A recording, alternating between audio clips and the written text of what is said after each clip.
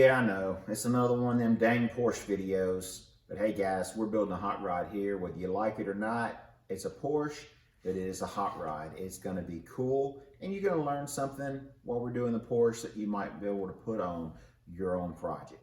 So don't go anywhere. We're gonna fix a dash. We're gonna save a lot of money today because I don't have any money to spend on it, so we might as well gotta save as much money as we can, right?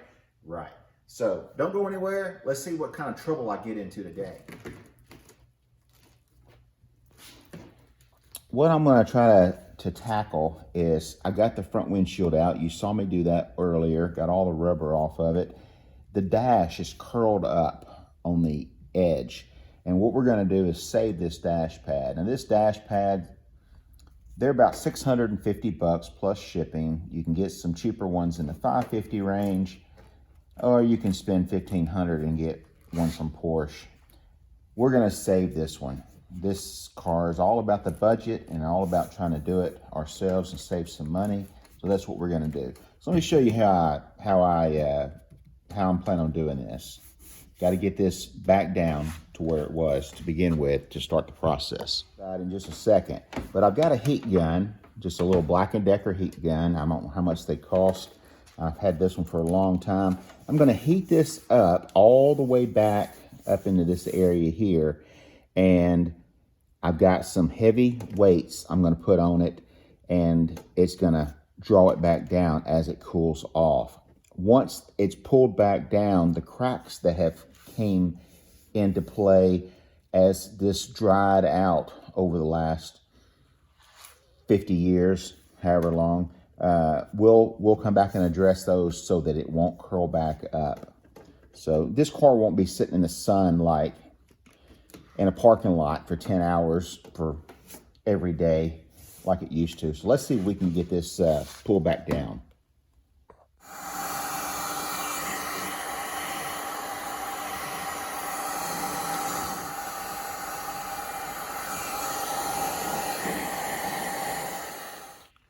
All right, so this side right here, I need these weights to go to the other side, so I brought you around to show you. This side right here was much worse. It was standing up about 2 inches, and now it's back down in its place. And when doing so, you can see where it's pulled back away from this crack. So we're gonna go in here, V this out, repair this crack so that this will stay in place. Let's take these weights to the other side and go ahead and get it to pull down.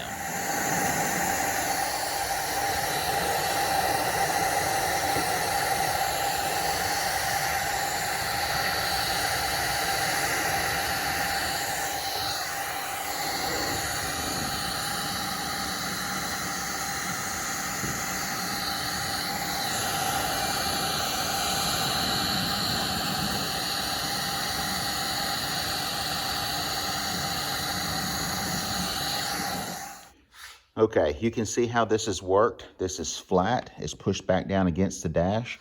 I heated it up, warmed it up, heated it up way up in here so that it would all flow. You don't want to just heat up the edge and it be a drop off when you start trying to repair and cover this.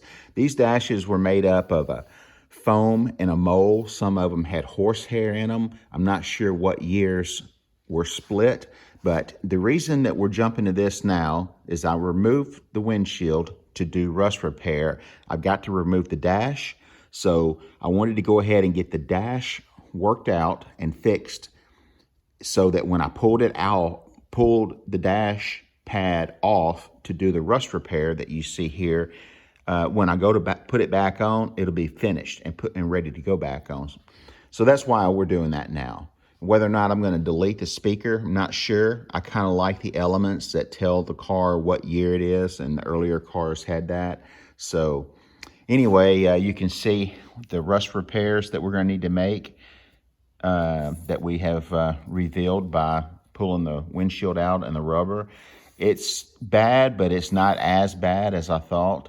But there are some spots under the pad that we've got to fix. So let me show you a pattern that I made. And that's what we're going to do next on this old girl. All right.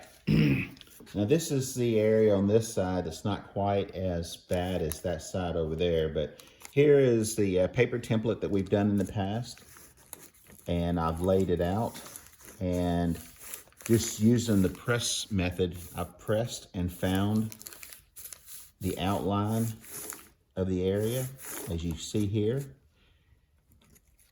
and you fold it flat. That's the piece of metal that you're gonna need, and then we've gotta bend it into this right there, and then we can repair this. There may be some more once we remove this fender. They do sell a piece that goes from the A-pillar from around here down, maybe over into the midsection right there, that you can repair that with. It's about $250, so that's another $500 per side. So with this piece of scrap right here that I would have in the box, the drop box that I keep under my cutters, it won't cost us anything but a little bit of labor. Don't think that I'm too tight to buy new parts for this thing. That's not what this is about. If I had to replace every piece on this car new, you're talking $30,000, $40,000 restoration. I'm gonna have fun with this car. I'm gonna teach you guys some of my methods, and we're gonna build this car and have it back on the road for less than 20 grand. So, and I'm gonna have just as much fun with it, you know, or a whole lot more fun with it actually. So, you know, if this was a customer's car, I would make some of these parts or buy some of the parts, whichever speeds it up for the customer. This is my car, so I do what I want to do with it. So we're going to save over $1,000 by fixing both sides here and doing our own dash.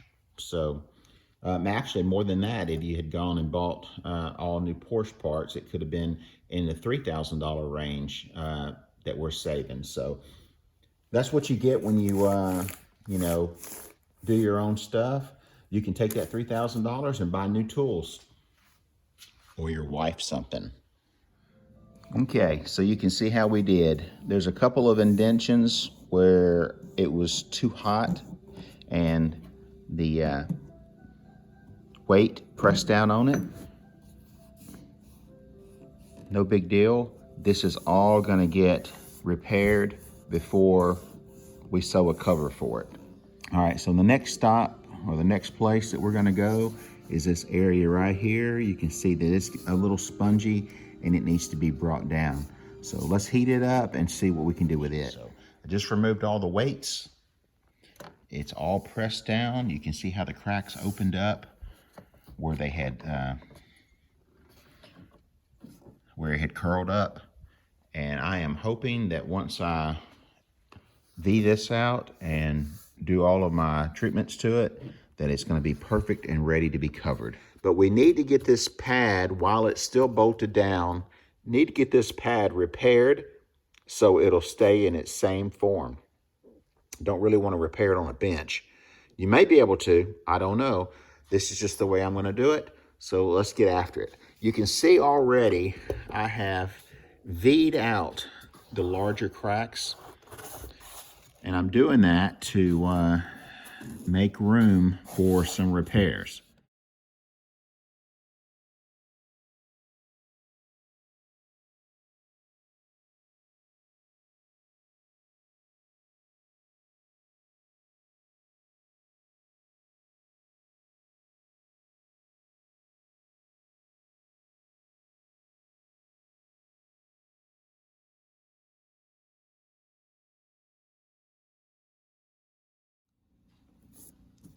All right, so what I've done so far is I have found every crack that I could come up with on this dash. I have V'd out everything and got down deep. Now this is a hard dash pad.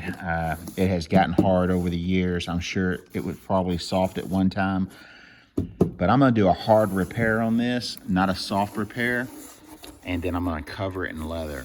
So really all I'm looking for in this repair job is a nice firm dash, because everything underneath this is gonna show under the leather. All right, so this is the first step. You can see right here how I V'd everything out. Now I'm gonna clean everything really good, blow all the stuff out, and attempt to do a simple repair. All right, so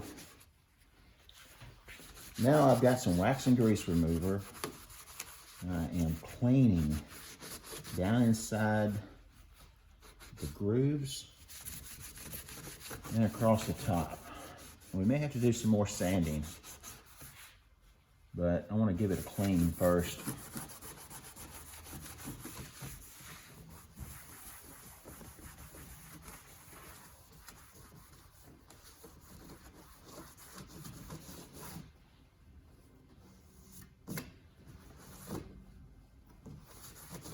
All right, so the next step on the dash, I use some short strand fiberglass reinforced body filler, and I used some regular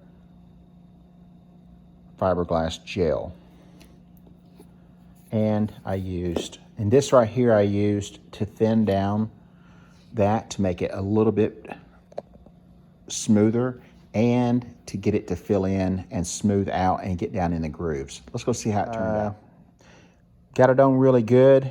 It's pretty thin or pretty liquid so that it kind of self-levels itself in there. It didn't fill up the entire cavity, but it filled up enough that I can go back over it. But I did want to put the fiberglass in to where it would bite down inside that foam and bite against the plastic part of the dash.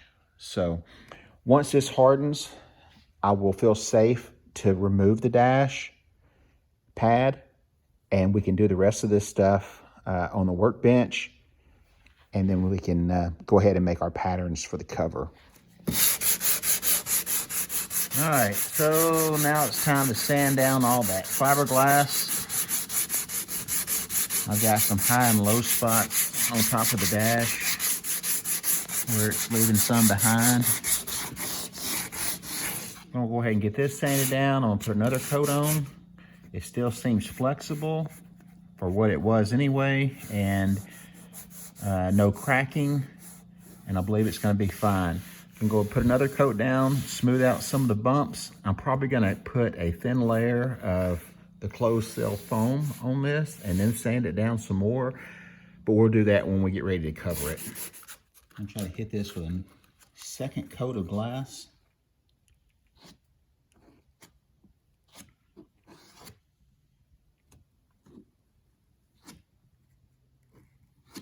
Smooth out these lines a little bit.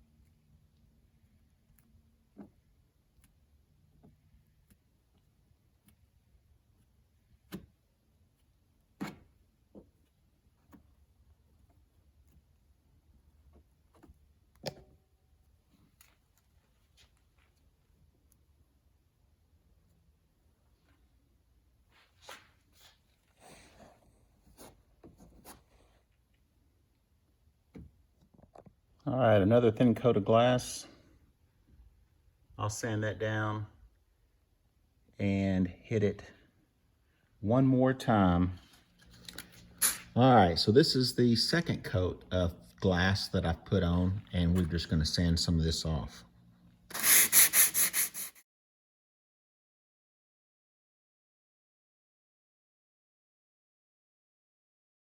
So now at this point, we've gone over it twice with the fiberglass after we V'd out all of the damaged areas. Now remember, I'm not doing these repairs to paint this dash directly. This is going to get a thin layer of sculpting foam, a closed cell foam, glued to it, And then on that foam, we'll sand the foam and get the foam perfectly round and smooth and hide any of these imperfections. The fiberglass is basically to glue this all back together and bond it so that it won't pop back up later.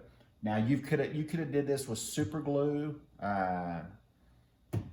panel bond. There's all kinds of stuff that you could probably have done this with, and it would work just as good. Now I've done this in the past. Knock on wood. The vehicle doesn't sit in direct sunlight unless it's at a show or an event, and it's been done for over 15 years and nothing's popped up on it yet. So this car is not going to be driven and left out in a parking lot every day, all week long for 15, 20, 30 years like it has had in the past. Unfortunately, this Porsche may have never seen a garage in the past. It could have, but it has been sitting out in a field for like 10 years. So, and this is as bad as it's gotten. But I believe that this is going to be a good repair, and I believe it's going to last. So the next step is I'm going to go over it one more time. All right, folks, so here it is. Here's the Porsche dash after I have fixed all of the cracks. This will work on any dash, any padded dash like this that you want to cover. Now this dash is ready to either paint with a vinyl paint, cover in leather, which is what I'm going to do, or you can flock it, and there's other videos on that. It's real fine hairs or something. It's not what I'm interested in, but there's plenty of videos out there like that, and it's suitable for that. So anyway, here it is. If you're interested in how it comes out, just search for part 2 in a week or so.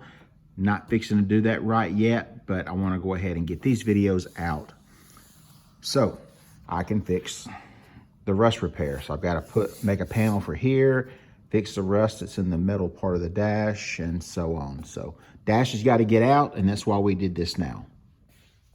Well, that wasn't so bad, guys, but I promise you we've got more Hot Rod content coming. I'm working my butt off in the garage. I just can't get the videos out as fast as I'm getting work done. So, guys, get on over to Spanky'sHotRods.com. Grab yourself some of the new Spanky Hot Rod t-shirts.